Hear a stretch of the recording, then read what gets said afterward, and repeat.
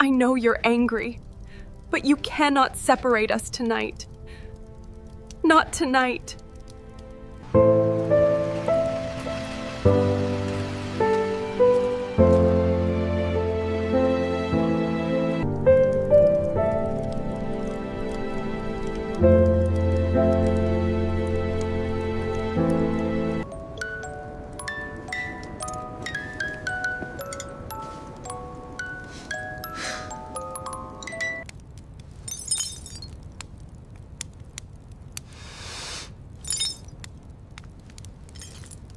Some people should never forget where they belong.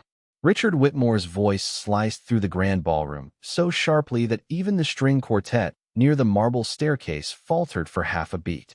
The crystal chandelier above reflected warm golden light across hundreds of champagne glasses, diamond necklaces, and polished tuxedos, but suddenly the entire room felt cold. Eleanor Hayes froze beside the 12-foot Christmas tree, her fingers still wrapped around the small handmade gift box she had spent 3 nights making after double shifts. Soft snow drifted behind the towering windows of the Whitmore estate, covering the frozen Connecticut lawn in white silence. But inside, dozens of wealthy guests turned toward her with the same uncomfortable expression people wore when they witnessed something humiliating and didn't know whether to look away or stare harder. Richard stood near the fireplace in a black velvet dinner jacket, one hand holding a crystal tumbler filled with amber whiskey. The flames behind him crackled softly, painting orange light against the sharp lines of his face. "I'm sorry, sir," Eleanor said quietly, lowering her eyes. Her voice stayed calm even though heat crawled into her cheeks. The tiny silver ribbon around the box trembled slightly between her fingers. Richard gave a dry laugh, not loud, not explosive, somehow worse because it sounded controlled. "You interrupted a private gathering to hand me this?" A few guests shifted awkwardly. Someone near the piano forced a nervous chuckle. Eleanor swallowed carefully. It was only meant as a Christmas gift. Richard stared at the box for one long second before taking it from her hand with 2 fingers, like it weighed nothing. The room watched. Every executive, every investor, every socialite dressed in silk and pearls beneath the glowing Christmas lights. Eleanor could hear the faint hum of the heating vents and the distant clink of silverware from the catering staff hiding near the kitchen entrance. Richard turned the small box once in his hand. Plain brown paper. No expensive wrapping. No luxury brand. Just something simple and handmade. "Charity isn't Christmas," he said coldly. Then, without warning, he tossed the gift straight into the roaring fireplace. Gasps rippled quietly across the ballroom. Eleanor's breath caught. The paper curled instantly beneath the flames. The silver ribbon blackened and disappeared. For a moment, nobody moved. The fire cracked softly while Christmas music continued playing somewhere overhead, absurdly cheerful against the silence crushing the room. Eleanor looked into the flames, but didn't speak. Didn't cry. Didn't argue. She simply lowered her hands in front of her apron and nodded once, almost politely. Richard took a slow sip of whiskey as though nothing important had happened. "Now if we're finished," he muttered, turning back toward his guests, "perhaps we can continue the evening." But before the conversations could recover, a small voice suddenly rose from near the staircase. "Dad?" The word stopped the room again. Noah Whitmore stood halfway down the marble stairs in blue pajamas, one hand gripping the railing tightly. His eyes were fixed on the burning fireplace. "That was Mom's favorite song," he whispered. Eleanor turned instinctively toward him as the old Christmas melody drifting through the speakers suddenly crackled and went silent. The silence after the music stopped felt heavier than the snowfall pressing against the mansion windows. Noah remained frozen on the staircase, his small hand tightening around the polished railing while the dead speakers above the ballroom gave off one faint crackle before falling completely quiet. Richard slowly turned toward his son, annoyance flashing across his face before exhaustion swallowed it again. "Noah, it is late," he said flatly. "Go back upstairs." But the boy did not move. His blue eyes stayed fixed on the fireplace where the burned remains of Eleanor's gift curled black beneath the glowing logs. Eleanor stood near the towering Christmas tree with her posture straight and her hands folded gently in front of her apron. The colored lights reflected softly against her dark skin, red and gold and green flickering like fragile candlelight. Around her, The guests suddenly seemed uncomfortable inside their expensive clothes. Several quietly looked away. One woman near the champagne tower cleared her throat and reached for her purse, as if remembering somewhere else she needed to be. Noah slowly descended another step. "Mom used to play that song every Christmas," he whispered. His voice sounded thin in the massive room. Richard exhaled sharply through his nose. "The system probably glitched." "No," Noah replied softly. "It stopped when you threw her gift away." The words landed harder than anyone expected. Eleanor looked toward the child instinctively, something warm and protective flickering behind her calm expression. Richard noticed it. For a second, something unreadable crossed his face before he turned toward the bar and drained the rest of his whiskey in one swallow. The ice clicked softly against the crystal glass. "That is enough," he muttered. "Everyone, please enjoy the rest of the evening." But the atmosphere had already changed. The warmth was gone. The giant ballroom, decorated with 20-foot garlands and gold ornaments imported from Italy, suddenly felt hollow, almost museum-like. Guests began quietly collecting coats and exchanging awkward goodbyes beneath the soft glow of the chandeliers. Eleanor moved silently through the room, collecting empty glasses from silver trays, while servers carried untouched desserts back toward the kitchen. She worked carefully, almost invisibly, as if trying to disturb as little air as possible. Yet every few seconds, she could still feel eyes drifting toward her. Not mocking now. Guilty. Near midnight, the mansion had mostly emptied. Snow continued falling outside in thick white sheets, covering the circular driveway and frozen fountains in silence. Eleanor stood alone beside the long dining table, removing folded napkins and blown-out candles. Her feet ached from 12 straight hours of work, but her movements stayed gentle and precise. She paused only once when she noticed something small near the fireplace. A tiny silver bell rested among the ashes, slightly blackened but still intact. Her breath caught quietly. She knelt beside the fire and picked it up carefully between her fingers. The metal was still warm. It had survived. Eleanor stared at the bell for a long moment, rubbing soot away with the edge of her sleeve. Then she heard soft footsteps behind her. Noah stood there clutching a faded red blanket against his chest. "Did you make that gift yourself?" he asked quietly. Eleanor looked at the child and offered the smallest smile. "Yes." Noah glanced toward the dark hallway where his father had disappeared almost an hour earlier. "Nobody makes things anymore," he whispered. "They just buy them." Eleanor swallowed gently at the sadness in his voice. The fire crackled low beside them, while snow tapped softly against the giant windows. Then Noah reached into his blanket and carefully pulled out a shattered glass ornament shaped like an angel with silver wings. One wing hung broken by a thin crack of crystal. "Can you fix this too?" he asked. The cracked glass angel looked impossibly fragile in Noah's small hands. One silver wing had splintered near the edge, and tiny fractures spread through the crystal body like frozen lightning beneath ice. Eleanor accepted it carefully, almost reverently, her fingertips warm against the cold surface. "It belonged to my mom," Noah whispered. The fire beside them burned lower now, casting softer light across the empty ballroom. Most of the candles had already melted down into pools of gold wax, and somewhere deep in the mansion, an old grandfather clock chimed midnight. Christmas Eve had slipped quietly into Christmas morning. Eleanor examined the ornament beneath the tree lights. "What happened to it?" she asked gently. Noah shrugged beneath his blanket. "I dropped it last year." His eyes lowered toward the marble floor. "Dad said we should throw it away." Eleanor looked at him for a long second before glancing back at the cracked angel. The tiny silver bell she had rescued from the fireplace still rested in her apron pocket, pressing softly against her hip. "Some things break," she said quietly. "That does not always mean they stop mattering." Noah stared at her as though nobody had ever said something like that in this house before. Upstairs, footsteps echoed faintly across the second-floor hallway. Heavy. Slow. "Richard." Eleanor instinctively straightened slightly. Noah noticed it immediately. "He was not always like this," the boy whispered. Eleanor did not answer. The truth was she had only worked at the Whitmore estate for 7 months, but even she could feel the grief trapped inside its walls. It hung in the silence between rooms, in the untouched piano beneath the staircase, in the dining table built for 12 people where only 2 chairs were ever used. Richard Whitmore had money powerful enough to buy almost anything in the world, yet the mansion still felt colder than the small apartment Eleanor rented above a laundromat in Hartford. She gently turned the angel ornament once more beneath the lights.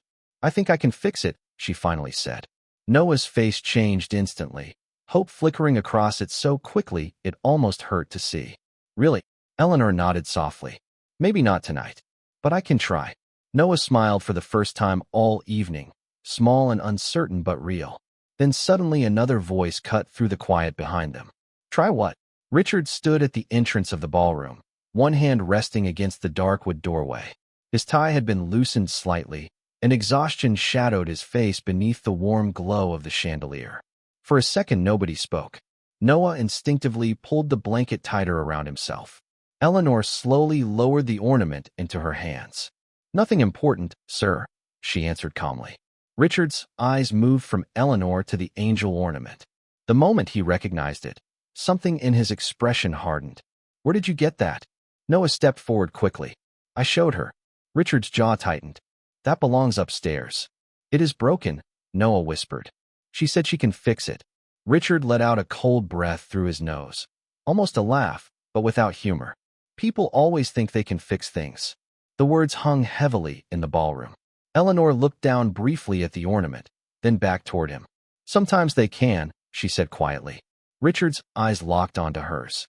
The fire cracked sharply beside them, throwing sparks up the chimney. For a moment the entire room seemed suspended in silence again. Then Richard stepped farther into the ballroom, his polished shoes echoing against marble. His gaze dropped to the ornament in Eleanor's hands. "Put it back," he said flatly. "Now." Noah's fingers tightened around the edge of his blanket as Eleanor carefully held the cracked ornament against her chest. The firelight reflected across the damaged glass wing, scattering tiny fractured beams onto the polished marble floor. Richard remained motionless near the ballroom entrance, tall and rigid beneath the dim chandelier glow. "I said put it back," he repeated, quieter this time, which somehow made the room feel even colder. Eleanor stepped toward the long dining table slowly and placed the angel ornament down with careful hands, as though it were something alive and fragile. Noah looked devastated. "Dad, please," he whispered. She was only helping. Richard rubbed a hand across his jaw, exhaustion visible in every movement now. "Your mother spent years protecting that ornament," he muttered. "Nobody touches it." Eleanor lowered her eyes respectfully. "I understand, sir." But Noah suddenly shook his head. "No, you do not." The words startled even him. Richard's gaze snapped toward his son. The boy swallowed hard, but continued anyway. "Mom used to let me hold it every Christmas." His voice trembled slightly beneath the giant empty ballroom ceiling. "After she died, you locked everything away upstairs." Richard's expression hardened instantly, but beneath it Eleanor saw something else too. Pain, raw and unfinished. The kind that sat quietly inside a person until it turned every room around them cold. Snow continued falling outside the mansion windows in thick white silence. Eleanor could hear the faint ticking of the grandfather clock again somewhere down the hallway. Midnight had passed, yet nobody seemed capable of moving forward into Christmas morning. Richard stepped closer to the table and stared at the ornament for several long seconds. His reflection distorted softly through the cracked crystal surface. "Things break," he said at last. "That is life." Noah looked down at the floor.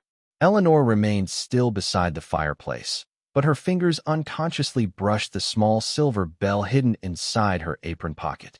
She thought about her own mother then, about old winters in a tiny apartment above Peachtree Street in Atlanta where broken things had been repaired instead of replaced because there had never been enough money to throw anything away. Chairs, sweaters, coffee mugs, even people, especially people. Richard suddenly reached for the ornament, but before his fingers touched it, Eleanor quietly spoke. "Your wife must have loved Christmas very much." The room froze again. Richard slowly lifted his eyes toward her. Noah looked terrified she had crossed some invisible line. But Eleanor's expression remained soft and sincere, not challenging him, not judging him, just honest. Richard stared at her for one long moment before answering. "She loved fixing things," he said quietly. The sharpness in his voice had faded. "Music boxes, watches, broken ornaments from antique shops. She hated throwing things away." Eleanor glanced toward the angel ornament beneath the tree lights. Then maybe she would not want this one hidden upstairs.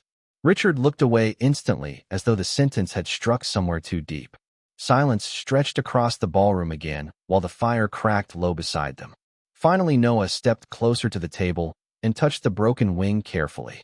"Mom said broken things still have stories inside them," he whispered. Eleanor felt her throat tighten unexpectedly. Richard closed his eyes briefly, and for the first time all night, he looked less like a billionaire and more like a man carrying something unbearably heavy. Then suddenly the overhead lights flickered once. The entire mansion dimmed for half a second before emergency generators hummed softly alive beneath the floor. Outside, snowstorm winds pressed harder against the windows.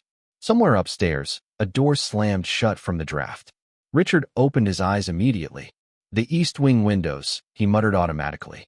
Eleanor glanced toward the dark hallway leading deeper into the mansion. "I can check them, sir." Richard hesitated. Then his eyes shifted once more toward the cracked angel resting beneath the Christmas lights. "Leave that here," he said quietly, "and do not touch anything else." Eleanor moved quietly through the darkened east wing with a flashlight in one hand and a folded cloth tucked beneath her arm.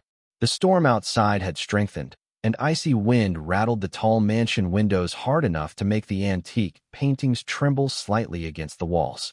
The long hallway smelled faintly of cedarwood and old books, colder here than the bright ballroom downstairs. Her soft shoes barely made a sound across the polished hardwood floors as she checked each window latch one by one. Behind her, the giant Whitmore estate creaked softly beneath the weight of winter. Somewhere downstairs the grandfather clock chimed once more, low and distant like an echo through empty cathedral halls. Eleanor reached the final window overlooking the frozen garden maze and pressed her hand carefully against the glass. Snow spiraled beneath the outdoor lanterns in silver waves. For a moment, she simply stood there breathing quietly, letting the cold from the window cool the heat still lingering in her chest after the ballroom humiliation. Then her flashlight beam drifted accidentally toward a half-open door farther down the hallway. Soft warm light spilled through the crack. Eleanor hesitated. The room was not part of her duties. She knew that immediately, but then she noticed something else. Music. Faint. Broken. Like an old melody struggling through static. Her brow furrowed slightly. The sound was coming from inside the room. Slowly, she stepped closer. The brass plaque beside the door read Claire Whitmore. Eleanor stopped instantly. Richard's late wife. The room he never allowed staff to enter. The music crackled again. Something mechanical was still running inside. Eleanor gently pushed the door open another inch. Warm amber light glowed from a small table lamp beside the bed. The room looked untouched by time. A cream-colored sweater still hung neatly across the armchair near the window. Half-finished books rested on the nightstand beside reading glasses. A bottle of perfume sat beneath the mirror as though someone had only stepped away for a moment and planned to return. Eleanor's chest tightened unexpectedly. Grief lived here, quiet and preserved. Then she spotted it. On a small desk beneath the window sat an antique music box slowly turning in uneven circles. Its melody stumbled every few notes before catching again. Eleanor moved closer instinctively. The tiny ballerina inside the box spun weakly beneath flickering light, her cracked porcelain face catching shadows across the walls. Eleanor recognized the melody immediately. The same Christmas song that had stopped downstairs earlier. She knelt beside the desk carefully and examined the mechanism without touching it. One tiny brass gear near the hinge had slipped crooked. The entire movement strained each time the spring turned. Eleanor exhaled softly. "You poor thing," she whispered almost unconsciously. Then, before she could stop herself, she gently reached into her apron pocket and removed the small silver bell she had saved from the fireplace. Using the narrow edge of the metal clasp, she carefully nudged the gear back into alignment. The music steadied instantly. Clearer now. Softer. Beautiful. Eleanor smiled faintly at the sound. But suddenly another voice cut through the room behind her. "What are you doing in here?" Eleanor froze. Richard stood in the doorway, his expression darkening instantly as his eyes landed on the open music box beneath her hands. For one terrible second nobody moved. Snow swirled violently beyond the windows behind him while the restored melody floated quietly through the room between them. Richard's jaw tightened so sharply she could almost hear his teeth grind. I told you not to touch anything. Eleanor rose carefully to her feet. Sir, the music box was malfunctioning. You only what? His voice stayed low, but the anger beneath it filled the room heavier than shouting. You think because my son spoke to you for 10 minutes, you belong here? Eleanor's fingers tightened slightly around the silver bell still hidden in her palm. I was trying to help. Richard stared at her with something colder than anger now. Hurt. The kind that turns kindness into trespassing. Then his eyes dropped toward the music box playing perfectly behind her. And suddenly his entire expression changed. Richard stood, perfectly still in the doorway while the music box continued turning softly on Claire Whitmore's desk. The melody floated through the room warm and delicate, filling spaces that had apparently been silent for years. Eleanor could see the exact moment it unsettled him. His breathing changed first. Slower, less controlled. Then his eyes drifted toward the spinning porcelain ballerina inside the box, and something in his expression quietly cracked beneath the weight of memory. That song stopped working after she died, he said at last. His voice no longer sounded angry. It sounded tired. Eleanor remained beside the desk with her hands folded carefully in front of her apron. The silver bell still rested in her palm, warm now from her skin. The gear was slightly bent, she explained softly. It only needed a small adjustment. Richard stepped farther into the room without taking his eyes off the music box. Snowlight from outside mixed with the soft amber lamp glow across his face, making the sharp lines around his eyes seem deeper somehow. Older. Nobody else could fix it, he murmured. Eleanor glanced around the untouched room again. The photographs on the shelves. The sweater draped over the chair. The perfume bottle beside the mirror with only a little liquid left inside. It suddenly became painfully obvious why nobody else had tried. This room was not a bedroom anymore. It was a shrine. Richard stopped beside the desk and carefully touched the edge of the music box with 2 fingers, almost afraid it might disappear. Claire used to wind this every Christmas morning before Noah woke up, he said quietly. Said the house should never feel silent on Christmas. The tiny ballerina continued spinning beneath the glass lid, her porcelain slippers catching little flashes of gold light. Eleanor lowered her eyes respectfully. She sounds like she was very kind. Richard let out a faint breath that almost resembled a laugh. She was impossible. For the first time all night, there was warmth hidden inside his voice. Small, fragile, but real. He stared at the music box another long moment before speaking again. She used to drag me into antique stores for hours because she believed broken things deserved second chances. His jaw tightened slightly. I hated those stores. Eleanor smiled softly despite herself. But you still went. Richard looked at her then, directly, and the silence between them changed. Less hostile now, less defensive, just heavy with things neither person quite knew how to say. Downstairs, distant thunder rolled softly beyond the storm windows. The mansion lights flickered once more before steadying again. Eleanor glanced toward the door. I should finish checking the east wing windows, sir. But Richard did not immediately answer. His eyes drifted lower toward her hands. What is that? He asked quietly. Eleanor looked down and realized the small silver bell was still visible between her fingers. Soot marks darkened one side from the fireplace. It came from the gift box, she admitted softly. Richard stared at the bell for several seconds. Recognition flickered faintly across his face. You went back into the fire for this? Eleanor shook her head gently. It was near the edge. Richard looked away again toward the music box. The soft melody continued floating through the room while snow struck the tall windows in delicate bursts of white. Then Eleanor noticed something strange. Resting beside the lamp on Claire's desk was a framed photograph turned slightly toward the wall. A younger Richard stood smiling beside Claire beneath Christmas lights, while a toddler Noah sat on his shoulders laughing. Richard followed Eleanor's gaze instantly. Without thinking, he reached forward and turned the photograph face down. The movement happened fast, reflexive, almost ashamed. Eleanor's chest tightened quietly, because suddenly she understood something important. Richard Whitmore was not protecting this room from other people. He was protecting himself from it. The silence stretched again until a soft knock sounded somewhere behind them. Then Noah's small voice drifted through the half-open doorway. Dad.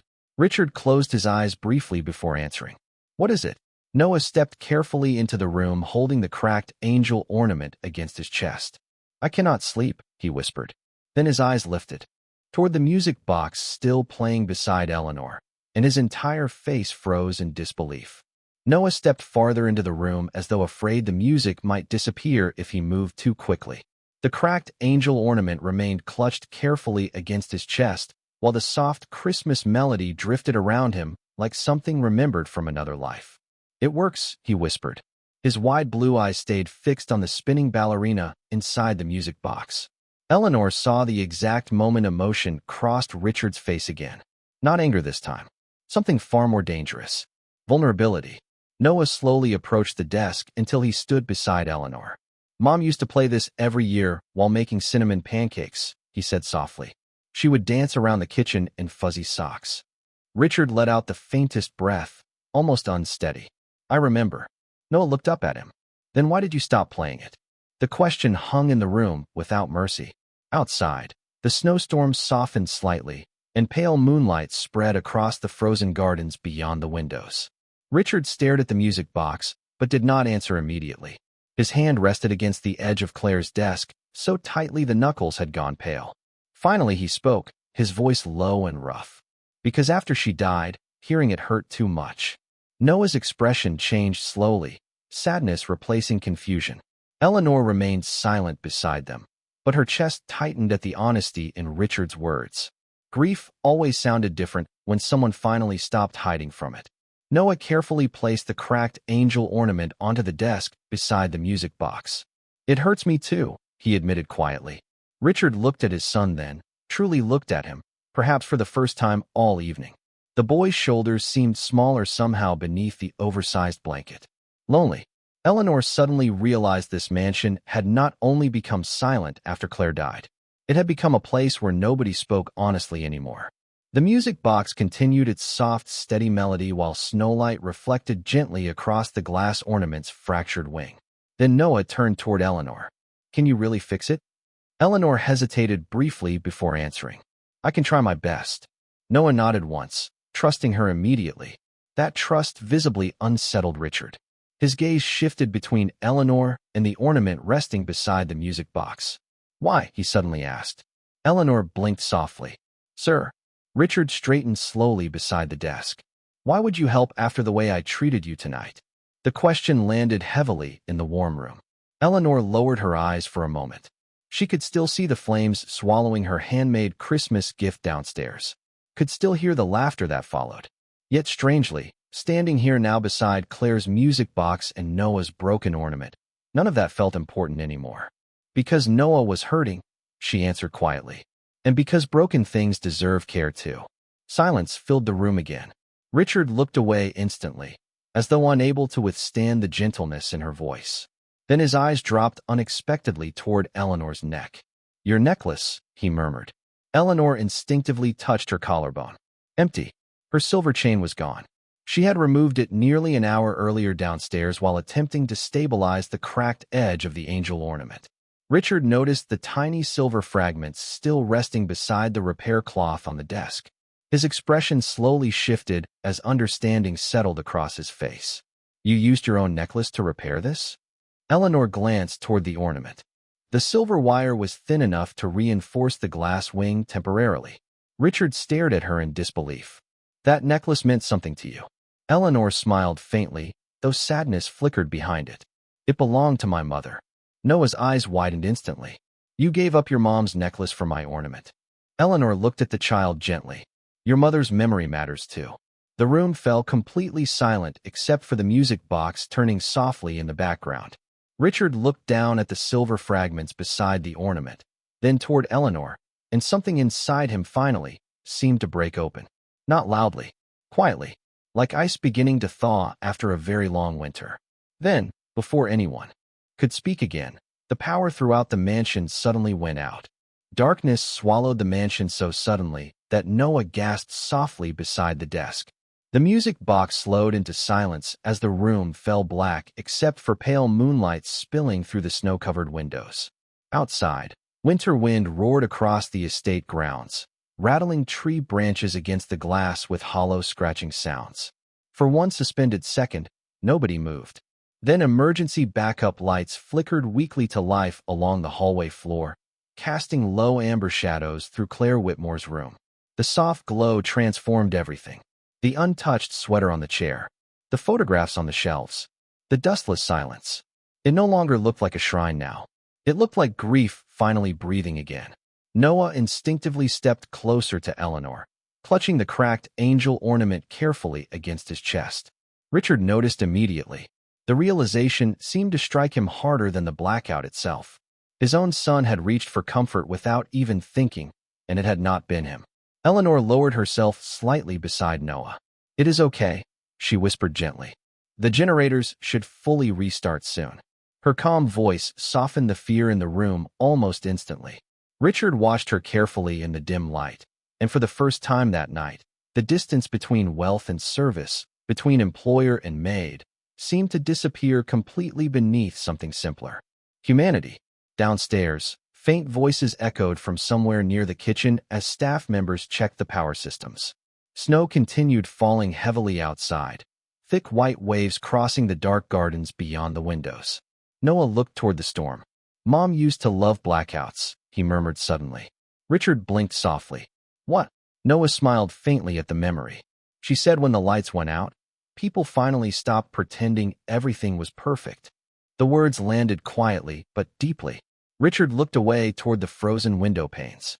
His reflection stared back at him beside Eleanor's shadow and Noah's small frame. For years he had filled this mansion with expensive things trying to outrun loss. Larger chandeliers, new renovations, staff, security, endless work. Yet somehow a woman wearing a worn apron and missing silver necklace had restored more warmth to this house in one night than money had managed in years. Eleanor carefully adjusted the small repair cloth around the angel ornament.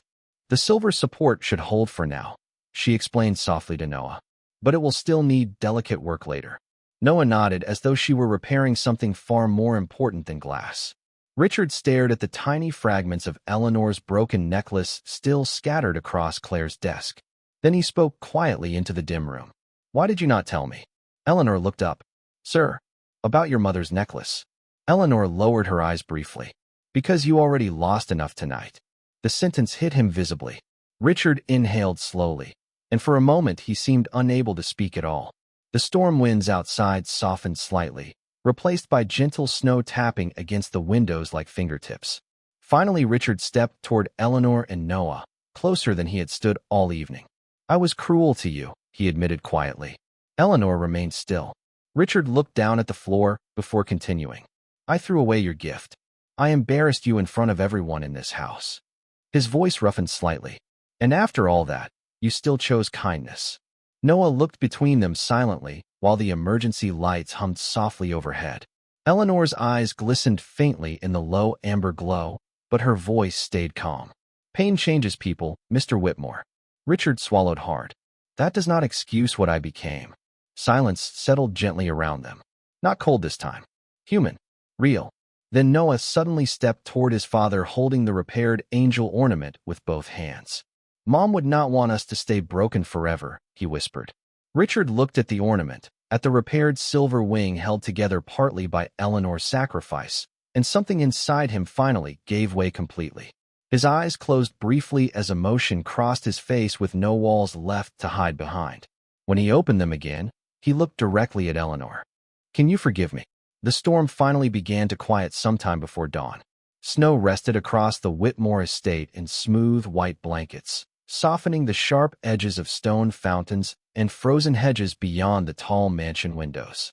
Inside Claire Whitmore's room, the emergency lights had faded hours ago after the main power returned, but none of them had rushed to leave. The music box still played softly from the desk, its restored melody drifting through the warm room, while Noah sat curled beneath a blanket near the fireplace with the repaired angel ornament resting carefully beside him. He had fallen asleep sometime after 4 in the morning, his breathing slow and peaceful for the first time in a very long while. Eleanor stood quietly near the window fastening the buttons of her winter coat. Pale sunrise light spilled gently across the room, catching tiny silver flakes in her dark curls and reflecting softly against the empty place where her necklace used to rest. Richard watched her from across the room without speaking at first. The silence between them no longer felt cold. It felt honest. He glanced toward Noah sleeping peacefully beside Claire's old armchair, then back toward Eleanor. "He has not slept through Christmas Eve since she passed away," he said quietly. Eleanor looked at the child and smiled softly. "Sometimes people only need to feel safe again." Richard lowered his eyes briefly. Those words seemed to settle deep inside him.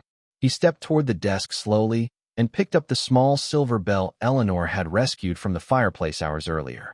The soot had mostly been cleaned away now, and under the morning light the tiny bell gleamed softly again. Richard turned it carefully between his fingers before looking at her. What was inside the gift? Eleanor hesitated only briefly. "A hand-carved ornament," she admitted quietly. "My mother taught me woodworking when I was little. I made one every Christmas." Richard's jaw tightened faintly. "And I destroyed it." Eleanor met his eyes gently. "It was only a thing." But Richard shook his head immediately. "No," his voice roughened slightly. "It was kindness, and I treated it like it meant nothing." The music box continued turning softly behind them while snow light filled the room in pale gold. Richard walked toward the fireplace and stared into the dying embers for a long moment before speaking again. "After Claire died, I convinced myself shutting everything out would make the pain smaller." He looked back toward Noah sleeping peacefully. "Instead, I only made this house colder." Eleanor said nothing. She did not need to. Some truths sounded heavier once spoken aloud. Richard slowly crossed the room again and stopped beside her near the window. Then, with quiet care, he opened his hand. Resting in his palm was a delicate silver chain. "Repaired." Eleanor's breath caught softly. "The maintenance staff found the broken pieces downstairs," he explained. "One of the jewelers from my security team fixed it before sunrise." He gently placed the necklace into her hands. "I know it cannot replace what your mother gave you." Eleanor stared at the restored chain shimmering against her gloves. For a moment emotion crossed her face too quickly to hide. Richard noticed. "Thank you," she whispered. Richard nodded once, but his expression remained serious. "No, Eleanor." His voice softened carefully. "Thank you." Downstairs, somewhere deep in the mansion, church bells began ringing faintly through the snowy morning air. Christmas morning. Noah stirred slightly in his chair and sleepily reached for the repaired angel ornament beside him. Richard looked toward his son, then back toward Eleanor. For the first time in years, warmth finally touched his expression fully. Not the polished smile of a billionaire standing before cameras or investors. Something quieter, human, real. Eleanor moved toward the doorway slowly, preparing to leave for the morning train back to Hartford. But just before she stepped into the hallway, Richard spoke again behind her. "Would you stay for breakfast?" Eleanor paused. Behind her, the music box continued playing Claire's favorite Christmas melody while Noah smiled faintly in his sleep beside the glowing fireplace. Outside, snow fell softly across the Whitmore estate, covering every frozen thing in white.